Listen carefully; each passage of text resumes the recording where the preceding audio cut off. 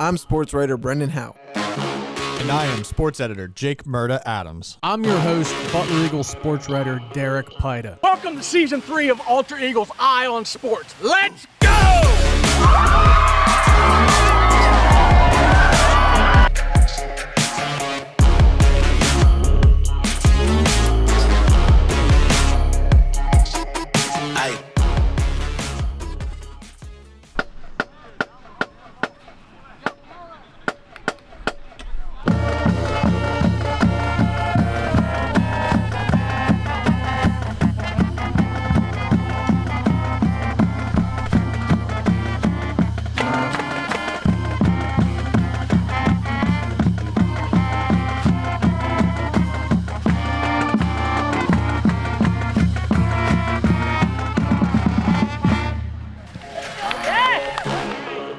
This episode of Eye on Sports is proudly presented by Robert Stevens Custom Jewelers, voted best by Butler Eagle readers 8 years in a row.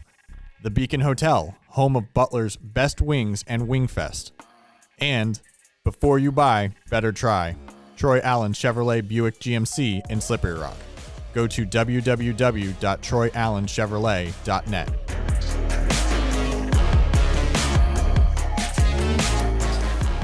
I am Butler Eagle Sports writer Derek Pyda, and I'm joined here today by Eagle Sports editor Jake Merda Adams and fellow sports writer Brendan Howe. We're here at the Mars Athletic Complex today to get the ball rolling on 2026 as the Planets get set to begin a new era under first-year head coach Zachary Benedek.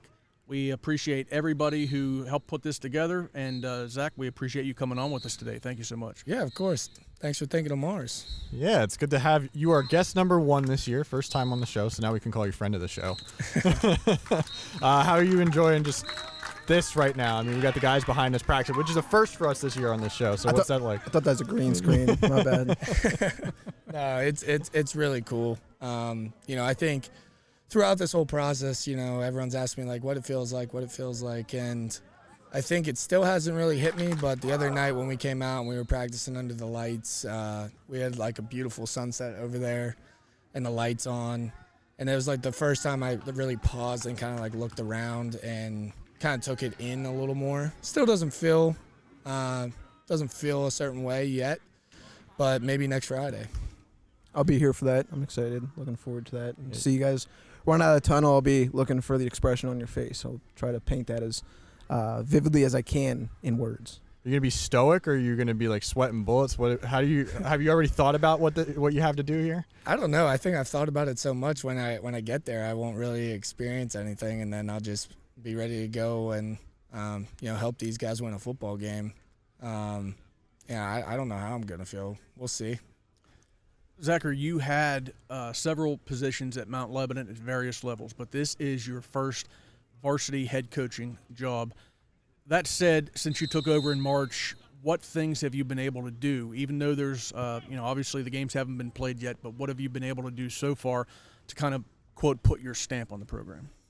Yeah, I think all day I preach to these guys that excellence is a habit, and that's just with every small detail that we do, whether it's, putting weights back on the rack, what we wear, we're all a team, having your foot behind the line, all that stuff I think goes into learning the plays. We installed a whole new offense and a whole new defense, and if you watched practice earlier today, you wouldn't even know because they picked it up that much and they paid attention to detail that much, having a notebook in meetings, all that stuff that's going to translate to later in life is kind of what I want my legacy to be. I don't think it really depends on wins and losses, and it's football, and if it's only about scoring touchdowns, then I think we're doing it wrong. I want these guys to be successful in life and learn lessons from this staff and take that into their life, into their careers, into their families, and just be great young men. You're in a position too where a lot of times when there's a coaching change, it's kind of because there had been a drop in performance and there just needs to be a change in leadership. Here you're coming into a situation where this team's made multiple playoff runs, had a lot of success last year even, and now you've got to step into big shoes with Eric Kasparovich, who's now at North Hills. So what is that like for you? Do you feel additional pressure because of like you have to carry the baton. It's not so much like rebuild a program, quote unquote. It's no, you got to keep this going. Yeah, I mean, I don't think there's any additional pressure per se. You know, Eric did a great job here. He laid a foundation. They're very hard workers. They know how to follow a routine and follow a practice schedule, and that's all great. You know, we may do things a little bit differently.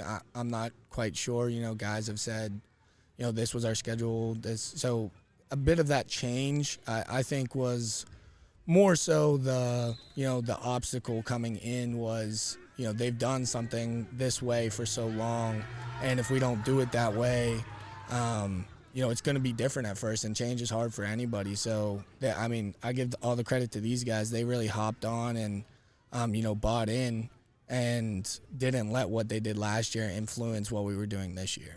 So at a pretty important position on the offense, the one everybody seems to pay attention to. I think it was the first one I asked you about there at Media Day.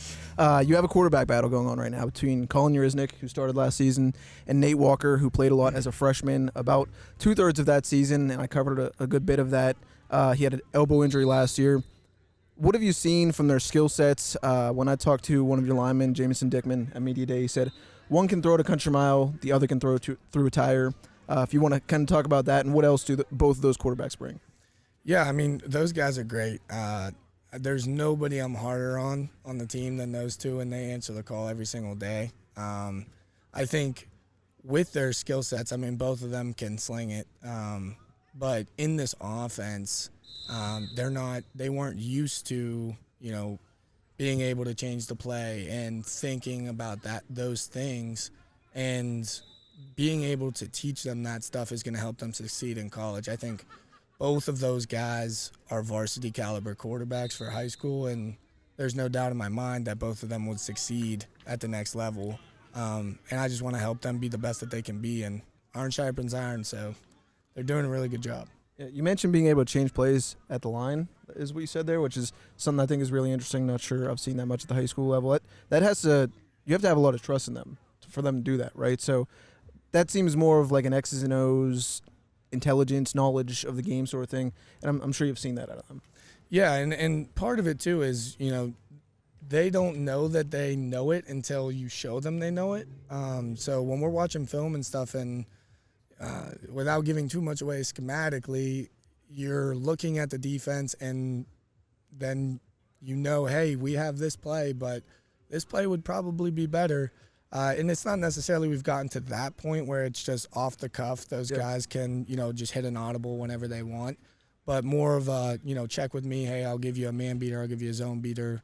What are you going to get into? If we can get to that point as well, then and progress from where we're at right now, then that would be pretty dynamic at the high school level. So if you're at all affiliated with the Seneca Valley School District, please fast forward the next 2 or 3 minutes here.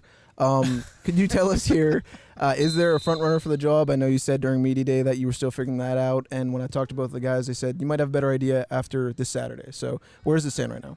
Yeah, so we're going to keep that between us, you know, me and the quarterback. I even told him to shut it off. Now we lost viewers, so...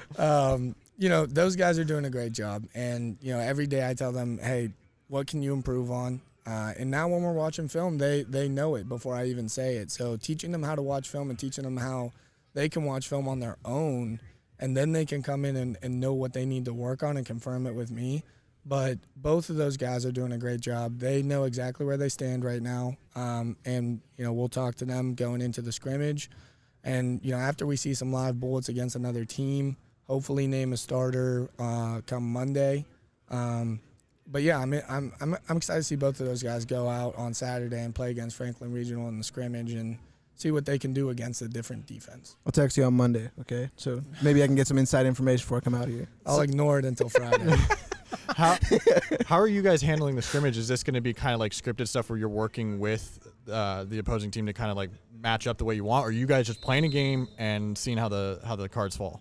Yeah, so we're actually going to do like a simulated half, okay. You know, minus special teams. Go out and line up special teams, you know, make sure we're transitioning the right way to special teams and help each other out that way. So hopefully, a full simulated half, and then get the young guys, some racks of 10 there at the end, so they get some experience as well. You guys don't have to figure out a starting linebacker position with Jameson Garvin. He's stepping in for you guys to be a big part in the middle of that defense, but you guys are going to a 5-1. Can you explain a little bit to, like, Brandon's played football. Derek and I know a little bit here, but what is kind of the difference between a 5-1 versus a 4-3 or 3-4 look? And is the move there because of something you guys like schematically, or is it because of a Garvin that's out there for you? Yeah, I mean, without giving too much away schematically, it's really just a different defense that we have the guys that fit the skill set, and not everyone would be able to go out and run a 51. Mm-hmm. So when we were talking about it, when I was talking with my DC when I first interviewed him, and I heard that he, wanted to run a 51, I was like, oh, I don't know. But then after we talked and we drew it up, and after spending some time with the guys and getting to know their skill sets, I really think that we have the guys and we can run this defense successfully. We obviously have adjustments to pop out of it if we need to, but I have full confidence in this defense. I think we're going to be pretty dynamic.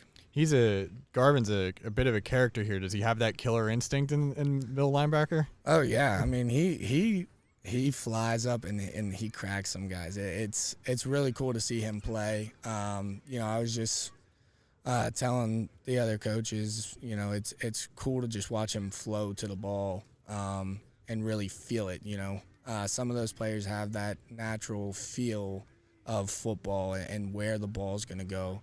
And, he does that. And, sometimes, maybe we got to coach him up on a couple things still, and still try to make him the best he can be. By no means is anybody perfect. But I'm really excited to see him play in this defense this year. You were talking about skill sets when it comes to the 5-1 defense, which you guys are going to be playing this year. What specifically do you need to see out of defensive linemen that allows you to say this is the defense we're going to go with in that particular defense? Yeah, I mean, it's really hard to talk about. I mean, I'm kind of upset about the guys. They let me know on a media I day. didn't give them a forewarning. Hey, don't tell anybody what defense we're running. But it would have came out after game one anyways. But we just got some guys that can play on the edge, and then we got a really good interior. And when you can hold gap responsibility, it makes a whole new ball game with what we're able to do. So, I'm just really excited to see those guys go out and play. I'd love to, tell you every in and out right now about why I'm excited. Mm-hmm. No, you don't. No, you wouldn't. But, without I don't want to give anything away. Can you take us through that conversation after media day where maybe like, come on, like I told you not to say anything.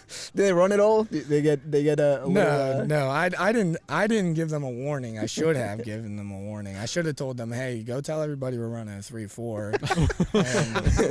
I would have looked dumb then. We'll see who's going through the articles and see if they prepared for a 3-4 or not. I'll tease your opponent coming up. You guys were not the ones who left the helmet at media day, and so I texted their coach. I was like, hey, I got your helmet. I'll drop it by practice at some point. I think you're going to need to send someone on some sprints. And he talked to him afterwards. He's like, yeah, we had a couple runs. Oh, man. Are you more nervous for game one as a head coach, or are you more nervous when you made your first start in college? I don't think it's more of a right now I'm not even nervous for next Friday. I'm kind of chomping at the bit to get going here, just because we pushed these guys so hard, and I knew we had a lot of work to do. So my goal was to come into camp being a fully operational offense, fully operational defense, and be able to go out and run drives. So a lot at practice has been, drive simulations, situations, and running stuff like a game, which really helped us. And, everybody going into camp, maybe those first 2 days of camp doesn't feel like we're ready. But where we're sitting right now, I feel very confident in these guys, and they've done a tremendous job. So much different, too, than when I was in high school. Like, when I played at Butler, you mentioned the game situation and stuff. I don't think we ever really did anything like that. Like, it was kind of just like a basic, we go out, practice plays, and you're done. So I think it's cool to bring that like you bring knowledge from college where you just were just a few years ago, and I'm sure that's something that you picked up along the way where you knew you wanted to kind of simulate things in that way. Yeah, I mean, when I was a tight ends coach at Clarion, I was the line judge, so I wasn't necessarily too involved. That's what they give the GA that job. It would be funny if I get a text from my head coach from Clarion. He'll have a laugh at that. I definitely will get a text from the O-line coach if he watches this. Zachary, that's actually all we have for you. Is there anything else you'd like to add as the season gets ready to kick off here? Yeah, I mean, I'm very excited to get going. Obviously, I think every media day I get asked the question, you're 25 years old, you get, your first year head coach, and what's it feel like? What, is this too much? And honestly, I just want it to be about the guys. It has nothing to do with me, and I understand that it is a big thing to get a WPIAL head coaching job at 25, but I don't want that to be the focus. I want the focus to be on these guys back here because they're doing all the work. Obviously I'm providing a little bit of direction here and there, but it's those guys playing on Friday. So when we're successful, they should get the credit, not me. Be glad we're asking you about being young and not too old for this job. Right. Yeah. 40 years from now. Maybe down the line. I'll admit I asked him about the age. It wasn't a show. Yeah, I mean, it's a genuine question. I completely understand the question, and I completely understand reservations. It's a big task, and I don't think I would have applied. Just my personality. I know you guys haven't really gotten to know me other than the couple times that we have talked. But I really wouldn't have taken it on if I didn't think I was fully capable because it really, from the bottom of my heart, it is all about those guys and giving them a positive experience. And if I can't do that, then I'm not the right guy for the job. So hopefully throughout the year, just focus on those guys back there because they're getting the job done. So talk to them after Friday instead of you? Yeah, maybe? Absolutely. All right, we'll see you there. We can't make that problem. Well, thanks, Zachary. We appreciate it. Yeah, thanks for coming. I really appreciate it. Good luck this season. We're going to take a short break before we bring on 3 Mars players to get their thoughts on the upcoming campaign.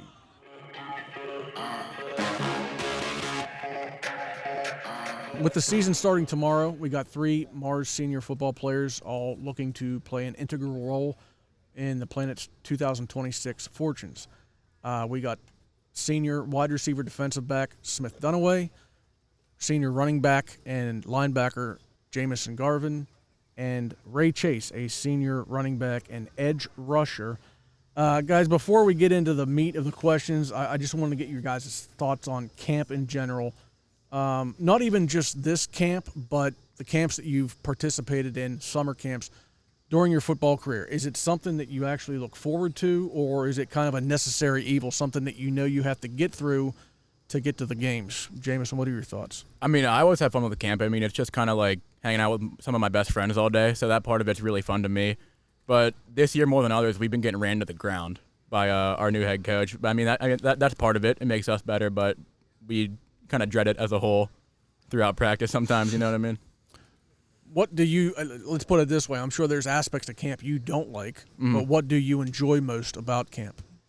I think, like J-Mo said here, like being with our brothers, all day, almost every day, 5 days a week, and just like getting familiar with our offense and defensive schemes and special teams, and getting close with our coaching staff. Ray, coming into this year specifically, you've got a new offense, new defense, so there's a lot of different things to learn.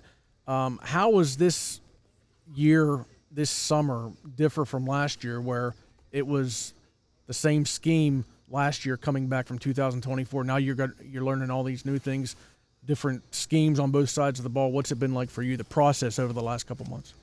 It's been pretty easy. We came together, and we're like a big family. You learn, you grinded for months. Now we're all here as a big family. It's super easy. So back in 2023, Jameson, as a freshman, I think you made 15 tackles on the varsity team, which is a lot more than a lot of freshmen. A lot of freshmen don't even see the varsity field. But that year and the amount of playing time that you got, did you ever think to yourself, one of these days, a couple years from now, 3 years from now when I'm a senior, whatever, I'm going to be a leader on this defense? Did you allow yourself to think that? And if so, what do you believe at the time that you needed to do to bring yourself to this point? I did always think that, but I always thought that I'm gonna get there one day. And I was surrounded by so many great Mars linebackers who taught me very well and kind of showed me the road. So I always knew I was gonna get here someday. I work hard, I put my head down. I'm here now.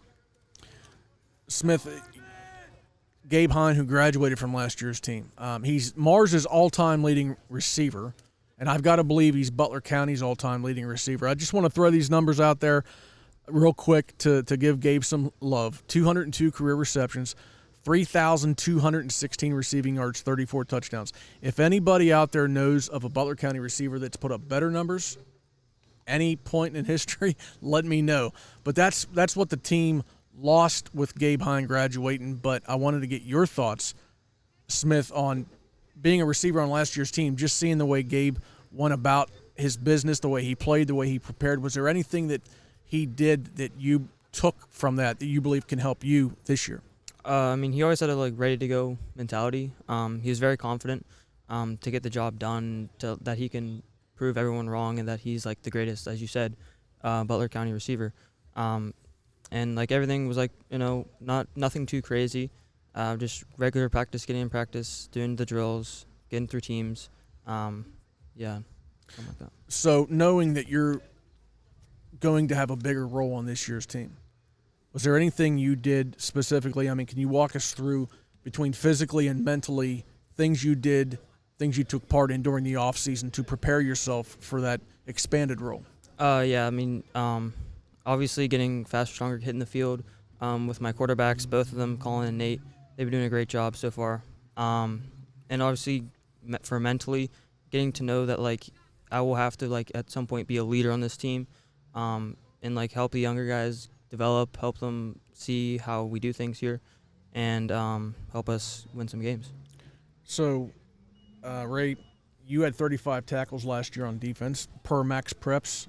Every team should keep stats on Max Preps because it makes my job a lot easier to talk about guys when I have stats in front of me. Have you thought about, as the season is starting up this week, what your goals are for the season? Do you have anything this is what I want to do, either stat-wise or even intangible-wise? Yeah, so my goal this year is to definitely win a WPIAL championship and teach the younger guys how to play great football, and hopefully this year I'm going to shoot for a first-team all-conference. Do you, when you think back to your playing days as you were a young player coming up through varsity, was there one or two players, and obviously the coaches helped direct you and teach you and coach you, but was there any one or two players who you really looked up to as you moved up through the varsity ranks? Yeah, definitely number one, Zach Dental. He was a great teammate, great mentor, helped me a long way. And Ethan Krasinski, he was perfect. He was a great teammate as well. I think Zach Dental had 120 tackles last year, so that's a good guy to try to emulate. Great player. Jameson, obviously, we talked to your coach, Zachary, earlier. You guys are playing a 5-1 this year, and you're the one linebacker in that formation, in that scheme. When a lot of people think about football players, especially at a position like linebacker, they think of a guy who's kind of able to transform himself into this incredible Hulk type, personality during a game. Do you notice that in yourself? How close to a game do we have to get before you're able to flip that switch, and how do you flip that switch? Is there music involved? Is it teammates? No, it's really just kind of when that clock starts running, it's kind of everything, the stands get packed, the crowd is going, just makes me I do get a lot angrier in the field than I'd say off the field, but just kind of that atmosphere gets me going. Yeah. Now, the other end of that, after a game, does it matter how the game ends? If you guys win, is it easier to shut down and become Jameson Garvin again, or if you lose, does it stick with you longer, that game attitude? I'd say so. Yeah. After a win, I'm kind of riding that high horse, feeling good. But after a game, it definitely sticks with me. Especially if I did something that I thought I could do better, it kind of stays with me for a while. So you obviously started on last year's team. I think you had 75 tackles. So between last year and this year, knowing that you're playing a different scheme, what different responsibilities do you have now that you're going to be the only linebacker on the field as opposed to the last year where you were with a group of linebackers? I'd say I definitely have a lot more freedom, a lot more like room to work with. Show off my ability, what I can do, like sat on the sideline, just kind of playing my game and just being all over the field. So you like the change? I mean, I do a little. I do, 5-1? yeah. Mm-hmm. I definitely have a lot more freedom and a lot more room to like work with, myself and do what I can do. So Smyth, if there's one player, one teammate who was forced to get up and give a 10-minute stand-up routine, who would best fill that role? Who would get the best reaction if they had to get up in front of a crowd like that? I mean, I'm going to say everyone on our team would say Jameson Dickman. He's just like the class clown. The lineman, huh? Yeah, Oh, yeah. 100%. I mean, even we did like senior skits and stuff. We did all that. He imitated our coach, and everyone was dying laughing. Even the coach and staff was. So it was hilarious to see. Now, is he on the field when he's playing the line? What's his personality like? I think he's definitely more serious. He's trying to get everyone amped up. Bring up the energy a little bit. So he separates himself from that a little bit. But yeah, it's like a flip of the switch. Actually, I think. So it's like a perfect balance. Off the field, he likes to joke around. On the field, he's like this guy, Incredible Hulk, right? You don't want to run into Jameson. I've never actually talked to him, but I've seen him. It's a big kid. Oh, yeah. It's a big kid. And in fact, remember what I said about Seneca Valley having a bigger line than you guys? How many other guys other than Jameson do you have that are that big? Because if you have a bunch more, then I think I made the wrong pick. We have like Tyler Whittling. He's a pretty big kid. Probably about like 6'3", 6'4". Yep. And then Christian James also. He's a bigger kid as well. But I mean, we obviously lost a lot on the line last year, so that's where we're trying to bring everyone up. Right. But I think we'll be able to hold our own and do a good job. Ray, you pay attention to pro football? Yeah. So you're familiar with Mike Tomlin, who recently stepped down as coach of the Steelers. So he has his own brand of cliches. They're called Tomlinisms. When the rubber hits the road, the standard is the standard. And my personal favorite, if my aunt had male parts, she'd be my uncle. Thank you for that bit of wisdom, Mike Tomlin. So you've spent a few months now around first-year head coach Zachary Benedek.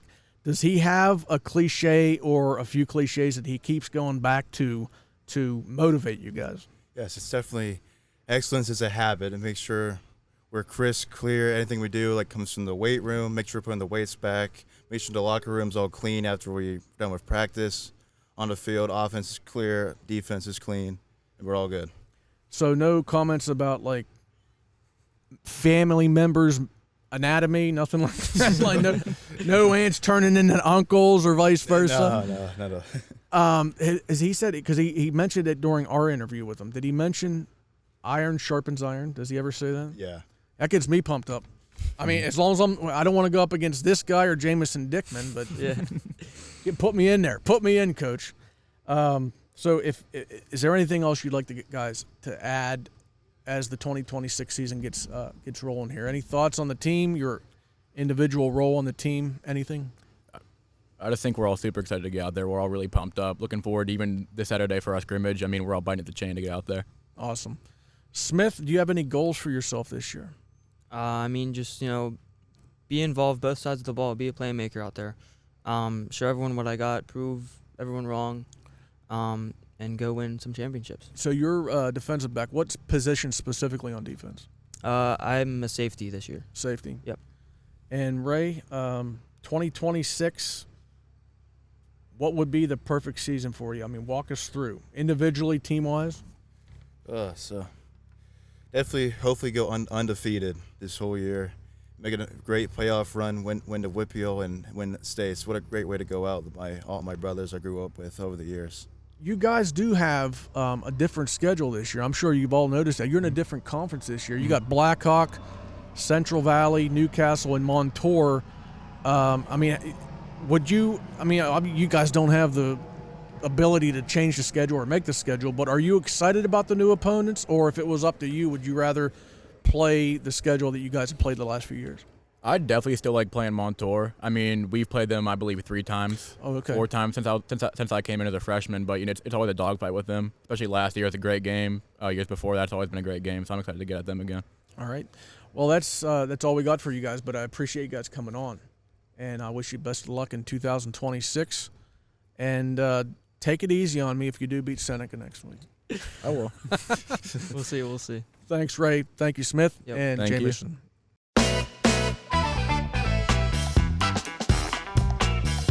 For the first time in 2026, it's pick time.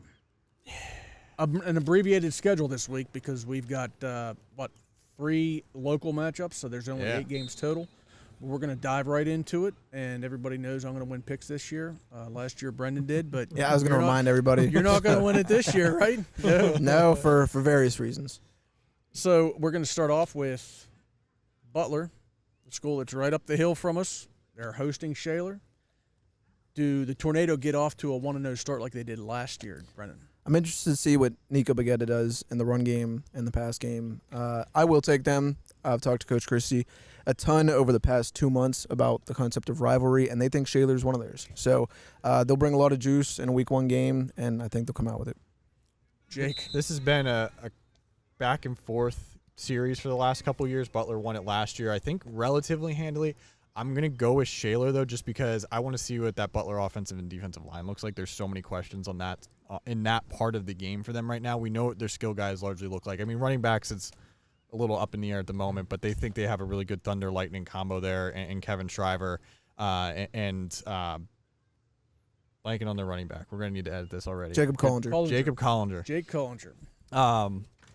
I think those two are going to be pretty solid there, but it's just, do they have enough time either to throw the ball or to get holes in space? And so right now, Shaler 27-20, I'm guessing. I think it's going to be close. I could see that being either way. I was thinking about going against Butler just because of the questions they have on their line. But, it obviously doesn't mean a team's going to win or going to lose, but as far as the difference in size of the schools. But Shaler's now a 4A program. I was surprised to see that. They've dropped down to 4A. Butler needed overtime to win last year, and I actually think this is going to be another close one. Maybe not overtime, but a close game nonetheless. 21-17, Golden Tornado. I want to pause it for a second. Watch with that. I can pick it up when you're shuffling it. All right, we got another team that's got a lot of holes to fill, especially on offense. Freeport going to Indiana. Jake, we're going to start with you on this one. I'm picking the Yellow Jackets in this one, 28-21. I think Danny King and that run game, they're going to have a lot of new pieces to replace here, but they handled Indiana pretty well a year ago, so I can't see there being too much of a fall-off, but I really hate picking week 1 games. I know I made you guys do it and myself. This is my punishment, so I think it's going to be another close one right now. Freeport takes it by a hair. I think if you go back to any episode where we pick a Freeport game, I've always had a bit of soft spot in my heart for Freeport. I like what John Gaylord does out there. They say that their running back, Braden Pamebo, there's some shades of Amos Glenn, our 2025 Butler Eagle Scoring Trophy winner. So let's see what he can do. Danny King, he seems to be a very competent quarterback stepping in there, and he's also a pretty good safety on the defensive side. So I will also go with Freeport here. I have a soft spot in my heart for Freeport because every time I go down there to cover a game, they have incredible food in the press box. That's all it takes for Derek. So that They don't have cell service, though, which is the bad thing. As I mentioned, Freeport does have some question marks that need to be answered on the offensive side of the ball. Defense, they've got like 5 or 6 guys who played really well last year, and I look for them to play really well again this year, and I think they get off to a good start. It may take the offense a while to get its footing, but the defense is there. It's going to be strong right off the bat. I like Freeport 21-7. Derek, I got a question for you. It's the most important question of the season. Do you like Freeport's food, or do you like Darlene, John Enrietto, the former sports editor's wife's brownies on Friday nights? Which one do I like more? Yeah. Freeport. I mean, So now we have 9 picks. I've never Okay. been to Freeport. I mean, they always have something cooking in the crock pot there. They have Chick-fil-A sandwiches. Meatball hoagies, tacos. It's awesome. Yeah. I love going down there. Not a bad time. The question is it going to be a bad time for Montauk? Coming off a 3-win season where they picked up some momentum, but they're hosting Karn City the first game, and obviously that's a high task to ask the Warriors to take down the Gremlins in week 1. Backyard rivalry, But last year it was a blowout in favor of Karn City. Is that Montauk? Yep. Yeah, well, maybe some rain will come and hit, and it'll be literally an old-fashioned muddy rain game. I think you don't see many of those anymore. Why is he rooting for this? I'm sure Will Pitts isn't rooting for a muddy game. No. That'd be a nice little add-on to that. But I think that Montauk is going to surprise some people in the way that they keep up with Karn City. At this point, though, I can't go against Karn City. Just the program that they've been under Joe Sherwin. We went and saw him last year for this podcast. And Cole Johnston is maybe our best player in the county overall this year. So I'm going to go with them. I'm going to take Karn City, but I do expect the Warriors to put up a good fight. Jake? If we had to pick a preseason MVP, I would pick Cole just because he does so much in the run and pass, and also he's a really good defensive back. Montauk made this a little bit more interesting last year, but they've got such a long climb to make this a competitive game, and I'm going Karn City 42-14. Did you say a score? I did not. I haven't set a score for any of them, actually. Oh, well, so. that's... I did the extra credit. Okay. I do. So, well, I'm giving scores, too. It's been 8 years since Karn City lost to Montauk, and the vast majority of those games have been blowout wins for Karn City. There's been a couple that have been like 2-score games. I think Montauk closes the gap this year in this opening game, but it's not going to be enough to win. I got Karn City winning 30-15. Do have to shout out one of our listeners, Brian Hazlett from Montauk. Yeah. He said he listens to us and watches all the time. So sorry for picking Karn City there. Prove me wrong there, Brian, and we'll talk. We'll talk. This may be, I think, the first time these two teams have ever matched up. We got Summit Academy playing Knock at Knock Stadium on Friday. So who do you like here, Jake? I'm going with the Knights. Okay. Oh, my gosh. All right. Okay. Knock wins 38-13, I think. We have to see what this team is going to be like, but they're really enthusiastic, which they kind of were last year, and then they went 0-10. I think just another year with the system and everyone kind of being more used to each other. Max Wiley at quarterback and Carter Barris, who's a really good linebacker, probably one of our top two in the county. I think they're going to do enough to take care of Southern Academy. Brennan. I actually talked to Summit Academy's coach, Teddy Oranger, and he said that he is telling his kids that no matter what, the Knights are going to win. So that's another version of the joke you just made. He said Mine the same was thing. Well, okay, yeah, you're right. We'll go with yours here. Knock and TJ Wiley are such a fun group to talk to. Like, they don't have the energy at all of a team that went 0-10 last year. When you talk to TJ Wiley, he's ridiculously enthusiastic.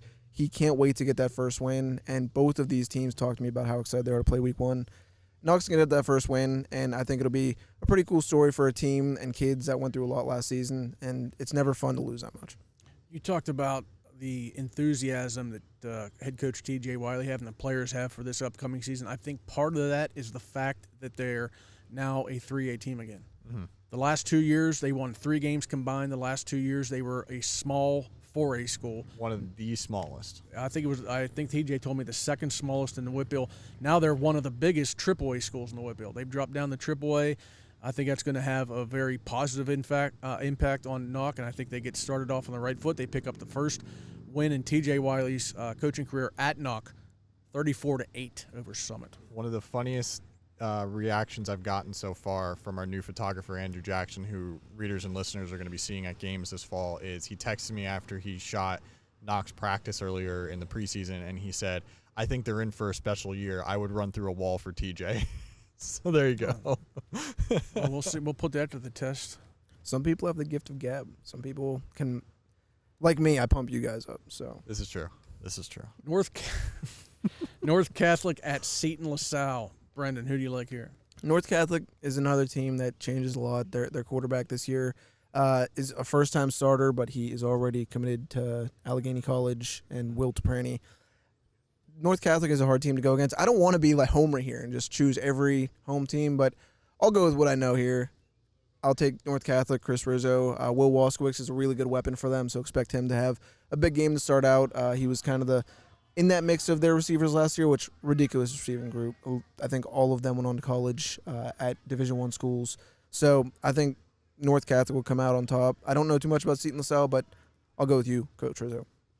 I think Trojans are going to win this one 27-14. They won this pretty handily, I think, last year, so I'm cutting it back a little bit just because I think there's so many new pieces that need to kind of figure themselves out, whereas last year this offense hit the ground running. They had almost all their starters back on that side of the ball, especially at the skill positions. This year it's a little different, but I still think they come out on top. Seton LaSalle is actually the defending WPIAL Class 2A champion. They won in Class 2A last year. And as you mentioned, North Catholic's got some different guys coming in to take over starting roles at the skill positions. The quarterback you said is going to Allegheny. They also have to replace their top running back from last year. I think it may take a little time, maybe a couple weeks to find their groove on offense. And I actually like Seton LaSalle to win this one 28-21. I think it's the first one we disagree on. No, Butler Shaler we disagreed on already. Yes. All right. District 10, Wilmington at Slippery Rock.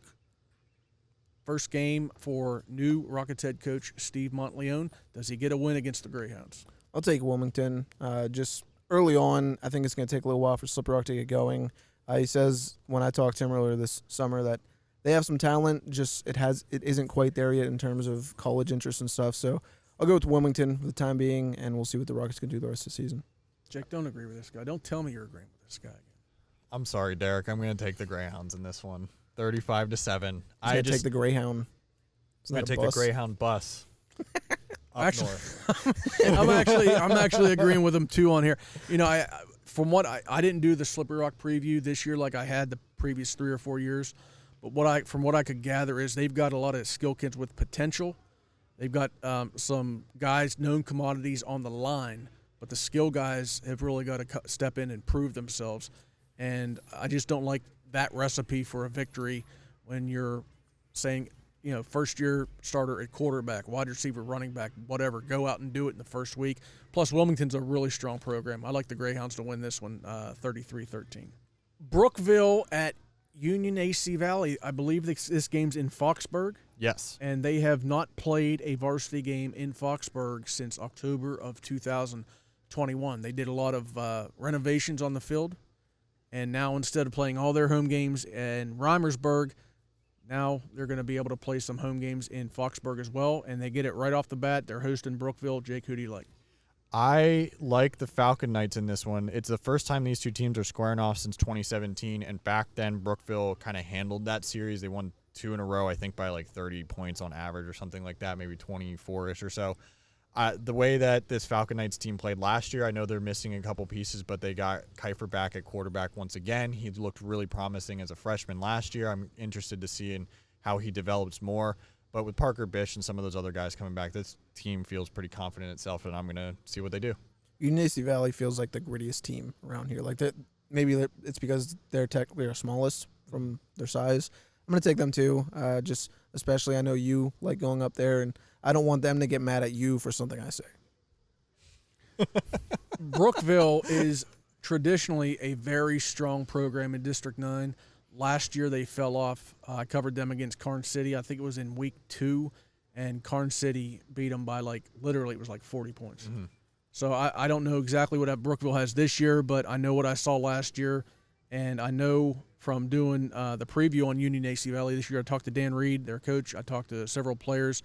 They did lose a lot of talent, but the number that sticks out the most for me is you mentioned Andrew Kiefer, their quarterback who was a freshman last year, passed for almost 1,500 yards as a freshman.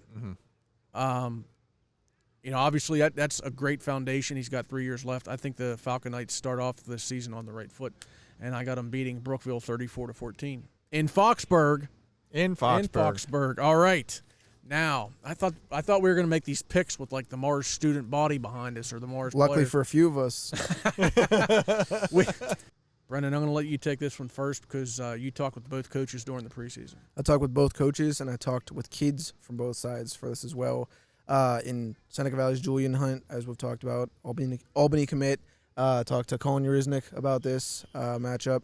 It's going to be a really fun one. It's 2 neighboring school districts, and kind of gives some insight into the tab cover story that all you guys should check out. That'll be out this week.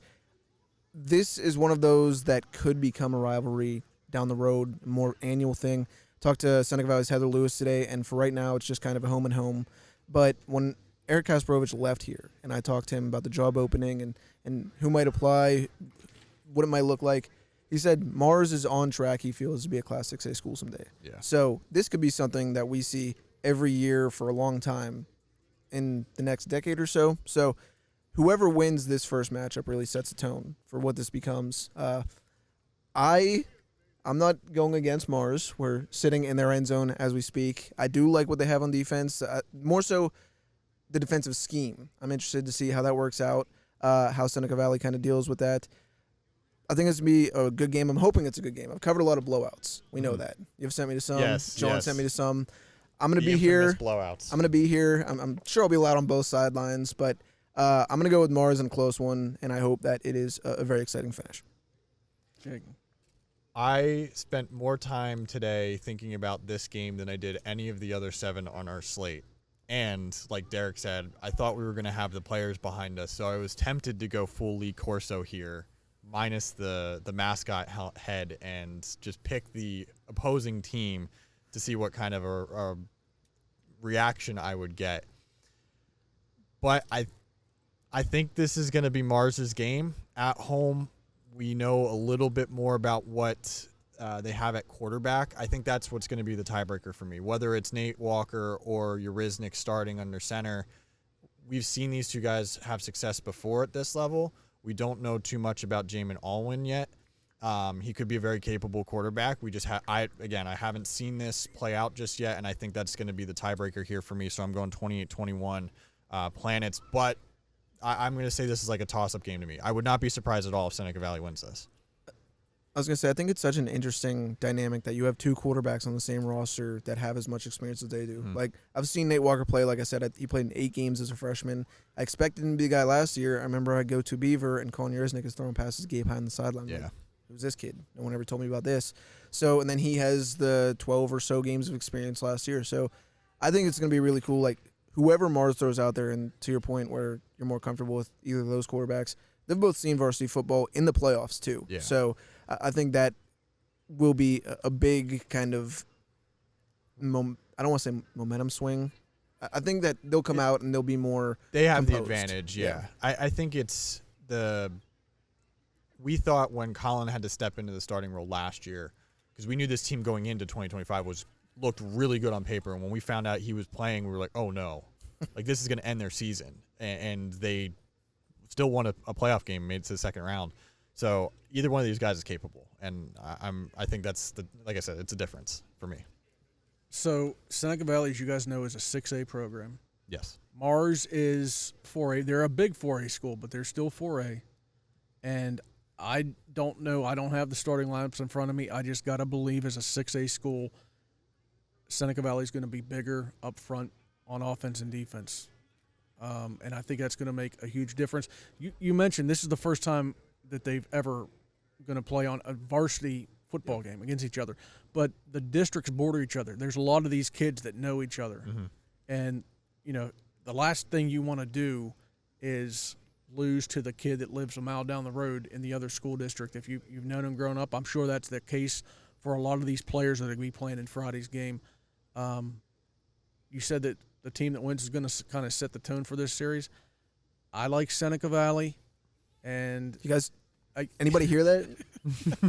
it's going to be a close game, but I think Seneca's going to be bigger up front. 22-17 Raiders. I think it was one of my favorite quotes that went into that rivalry story was Julian Hunt told me, he mentioned the proximity between the 2 school districts, that a lot gets across the bridge. I don't know many bridges around here, like prominent ones, but I'll take his word for it. That's the start of a pick season where it's going to see me. I'm going to beat Scoop. There's no doubt I'm beating Scoop. Scoop is going down. As long as we beat Scoop, it feels good. Like you haven't lost. We'll definitely beat Scoop. Scoop's going down this year. You heard it here first. Well, this is fun. The sun is setting on us. Football's almost here. Does it feel like football weather for you guys? You guys are going to be out here in this. It did this morning. It was rainy and kind of not chilly, but it wasn't warm. So it's always humid. Seems over the past few weeks it's just been crazy. But yeah, next week hopefully there's that crisp in the air. I'm ready for cool weather. I don't like summer. It makes me sad. Makes me sad. I am excited for Queen Darlene's brownies again, and to watch all of the streams from the captain's seat, and text you guys multiple times throughout games. Hey, what's going on? I'll be at Knock Summit Academy. So either TJ Wiley's first one as not coach or a big upset. Yep. Well, this is fun, guys. Glad to be back. We'll see you next week. Thank you again to our sponsors, Robert Stevens Custom Jewelers, The Beacon Hotel, and Troy Allen Chevrolet Buick GMC in Slippery Rock. Before we wrap up our season opener, we have to give a huge thank you to everyone at the Mars Area School District for being so incredibly welcoming to Ion Sports Podcast. Thank you to Joe Garvin, to Athletic Director Zach Matusik, Head Coach Zachary Benedek, his coaching staff, and all of the players for helping us kick off Season 3 in such an awesome way. And a very special thank you to Leslie, our amazing booster mom, for helping me when I was setting up, for taking such great care of us, and for feeding us. That food was absolutely amazing. We also have to shout out Austin and the Mars Band, Autumn and the Cheer Squad, and of course, the Fightin' Planets mascot. You all showed up and gave it your A game, and we loved having you be a part of our season opener. Thank you for helping us bring the start of Season 3 together. We truly appreciate you, and good luck this season, Mars Fighting Planets.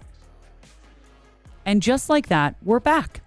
Season 3 of Ion Sports Podcast drops every Thursday, so make sure you're subscribed so you don't miss a single episode.